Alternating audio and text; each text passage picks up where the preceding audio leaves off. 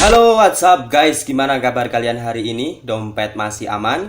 Semoga kalian selalu sehat dan dimudahkan rezekinya ya. Baiklah, pada video kali ini Mimin kembali mau menceritakan sebuah alur cerita film yang keren lagi nih guys. Film ini bertemakan berperangan yang tentunya selain menampilkan adegan yang brutal, film ini memiliki seni ledakan dan tembakan yang bakal membuat jantung Anda semakin berdegup kencang. Dan tak lupa tentunya bagian sniper juga sangat rugi jika dilewatkan. Film ini produksi negara Tiongkok yang dirilis pada tahun 2018. Dan dana yang digelontorkan untuk membuat film ini sebanyak 70 juta dolar dan menerima pemasukan kotor sebanyak 579.200.000 juta dolar. Mantap gak tuh? Baiklah, tanpa berbasa-basa lagi, inilah alur cerita film Operation Red Sea, Semongkok.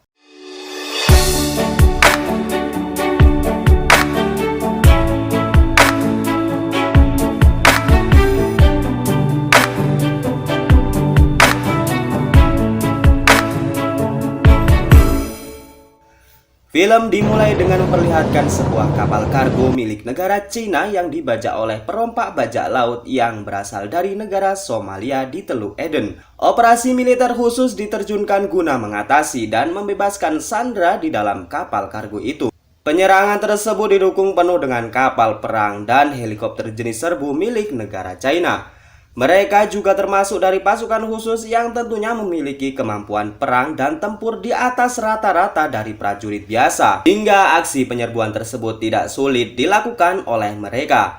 Dan singkatnya mereka berhasil melumpuhkan para perompak dan menyelamatkan seluruh awak kapal yang semula dijadikan sandera.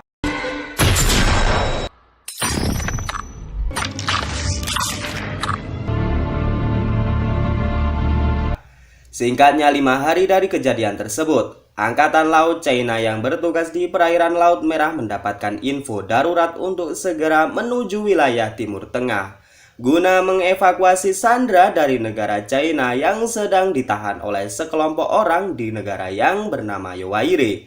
Singkatnya, di wilayah tersebut sedang terjadi perang saudara sehingga pemerintah di sana tidak bisa mengatasi kenegaraannya dengan baik.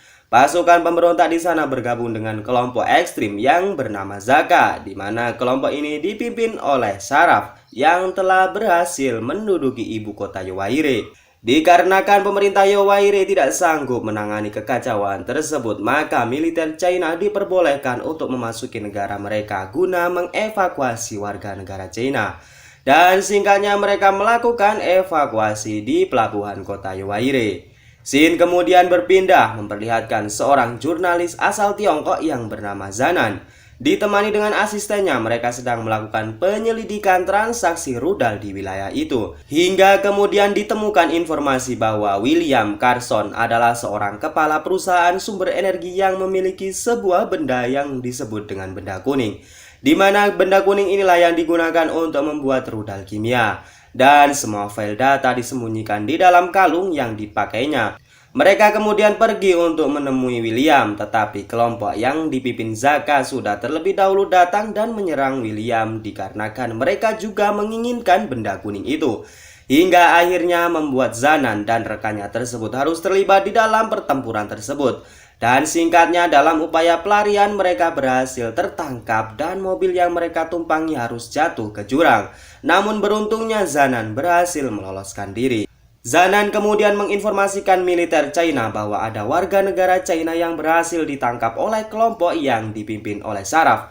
Sementara di tempat lain, Zialong diberi mandat untuk menyelamatkan dubes Cina dan para anggotanya di sana. Akan tetapi di tengah perjalanan mereka disergap oleh pasukan Zaka. Zialong dapat menyelamatkan dubes China dan para warganya dengan didukung oleh alat tempur mereka yang sudah canggih. Kemudian setelah berhasil menyelamatkan sang dubes, mereka kembali ditugaskan untuk menyelamatkan seorang karyawan yang ditangkap oleh pasukan Zaka. Hal tersebut berdasarkan laporan dari Zanan tadi. Dan di suatu kota kecil, pasukan Zialong dapat mengevakuasi warga negara China menuju ke tempat yang lebih aman. Zanan mengatakan bahwa Zaka berhasil menangkap William yang memiliki banyak informasi mengenai benda kuning yang merupakan bahan utama rudal kimia dengan jumlah yang sangat banyak. Jika benda tersebut jatuh di tangan yang salah, sudah dapat dipastikan akan ada korban jiwa tak berdosa yang akan berjatuhan. Kemudian Angkatan Laut Militer China mendapat sebuah rekaman video yang memperlihatkan kelompok Zaka yang berhasil menyegrap para sandera. Pasukan Zaka kemudian mengatakan agar para militer China tidak ikut campur dengan segala urusan di negaranya. Dan dengan bagongnya mereka mengancam tentara China dengan memenggal kepala sang asisten dari Zanan. Will be next. Tak berhenti sampai di situ juga, pasukan Zaka kembali mengancam mereka dengan menghujani bom dari udara di saat tentara China sedang mengevakuasi warga negaranya dengan menggunakan sebuah mobil.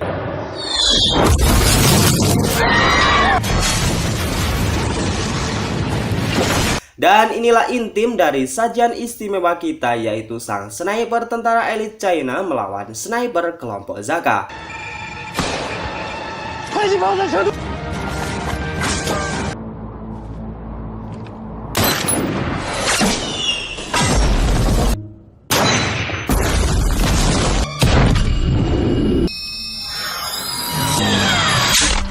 Akibat dari kejadian serangan bom tersebut, warga sipil dan pasukan setempat pun harus tewas. Pasukan Xiaolong kemudian kembali melanjutkan perjalanan menuju perkampungan kecil yang sudah dijaga oleh anak buah Zaka. Singkatnya, mereka berhasil menduduki tempat tersebut dan mendapatkan informasi mengenai warga sipil dan warga negara China yang sedang disandra. Kemudian pasukan Xiaolong mengatur strategi dengan membagi timnya ke beberapa kelompok. Pertama adalah juru cabut nyawa jarak jauh, yaitu sang sniper. Yang kedua adalah tim yang bertugas sebagai penyamar. Dan yang terakhir adalah tim sebagai penyergapan. Salah satu tim juga bertugas menjaga sinyal agar mereka tetap terkoordinir dengan pangkalan militer Angkatan Laut yang berada di wilayah Laut Merah. Film kemudian berlanjut dengan memperlihatkan pimpinan kelompok Zaka, yaitu Saraf, yang sedang menyiksa William demi menggali informasi tentang benda kuning yang sedang mereka cari selama ini. Setelah itu Saraf dan pasukannya menuju suatu tempat di mana benda kuning selama ini tersimpan. Pasukan Zaka juga telah mengetahui keberadaan pasukan China dan juga berhasil menangkap Zanan, sang jurnalis. Saraf kemudian menyuruh anak buahnya untuk segera menghabisi Zanan. Ketika akan dieksekusi, beruntungnya Zanan berhasil diselamatkan oleh kapten pasukan khusus Xiaolong. Di sisi lain, pasukan Xiaolong yang lain berniat untuk membawa warga negara China pergi. Namun sialnya, ban mobil yang dikendarainya pecah dan membuat pasukan Zaka pun curiga. Tidak memiliki pilihan lain, mereka kemudian bertempur dengan pasukan Zaka. Hingga akhirnya operasi tersebut berhasil mengevakuasi semua sandera termasuk sang jurnalis. Akan tetapi sangat disayangkan karena dua pasukan khusus Xiaolong gugur dalam pertempuran itu. Dan dua lainnya harus terluka sangat parah. Kini tersisa 4 lagi pasukan Xiaolong. Mereka kemudian mengumpulkan niat dan membulatkan tekad demi mengejar dan mendapatkan benda kuning itu. Dengan menggunakan heli, mereka menuju tempat transaksi antara kelompok Zaka dengan kelompok pemberontak. Disuguhkan dengan aksi yang sangat epik, mereka kemudian membagi menjadi 2 tim. Tim penembak jitu bertugas untuk melindungi tim penyergapan dan melumpuhkan kelompok Zaka di tempat itu. Sementara tim penyergap juga membagi peran. Yang satu menuju lokasi benda kuning dan sang kapten mengambil posisi di tempat transaksi pasukan Zaka dan pasukan pemberontak. Di sisi lain, Saraf secara tiba-tiba mendapat informasi bahwa pasukan pemberontak akan berkhianat dengan mereka. Dan benar saja, pasukan pemberontak kemudian menghabisi pasukan Zaka di tempat transaksi dan di tempat kapal kargo. Salah satu pasukan Xiaolong berhasil melumpuhkan pasukan pemberontak, namun akhirnya ia berhasil tertangkap pasukan Zaka. Hingga akhirnya sang kapten berhasil melumpuhkan seluruh pasukan Zaka dan berhasil menangkap Saraf sebagai sandera dan membawanya menuju kapal kargo. Sang sniper kemudian menjalankan tugas dengan melindungi kapten dari kejaran pasukan Zaka. Namun mereka juga diserang oleh helikopter serbu milik pasukan Zaka. Namun akhirnya berhasil menyergap sang kapten. Kemudian pasukan Zaka memaksa sang kapten untuk melepaskan Saraf atau mereka akan menghabisi pasukan Xiaolong yang berhasil tertangkap. Namun lagi-lagi dan lagi, sang pencabut nyawa jarak jauh ini berhasil melaksanakan tugasnya dengan berhasil menembak jebol tempurung kepala pasukan Zaka yang tengah menyandra teman mereka, Mamam. Dan karena sudah terpojok, Saraf kemudian bunuh diri dengan menembakkan pistol yang digunakan sang kapten. Dan kemudian sang kapten melakukan serangan secara menuklir buta untuk melumpuhkan helikopter pasukan Zaka.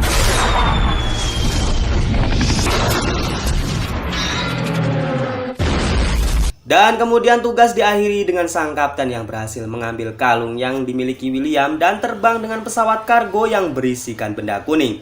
Dan film kemudian diakhiri dengan upacara penghormatan di atas kapal perang Angkatan Laut bagi para pasukan yang telah gugur di medan pertempuran. Dan film ini pun selesai. Oke, mungkin itu aja, maaf kalau penyampaian saya kurang keren, mengena atau kurang pas gitu. Dan tidak bosannya terima kasih arigato matur suwun untuk kalian semua para lover movie yang telah mendukung channel kita yang masih abal-abal ini. Jangan lupa like, komen, dan subrek serta share ke teman kalian ya. Dan seperti biasa diakhiri dengan bye-bye.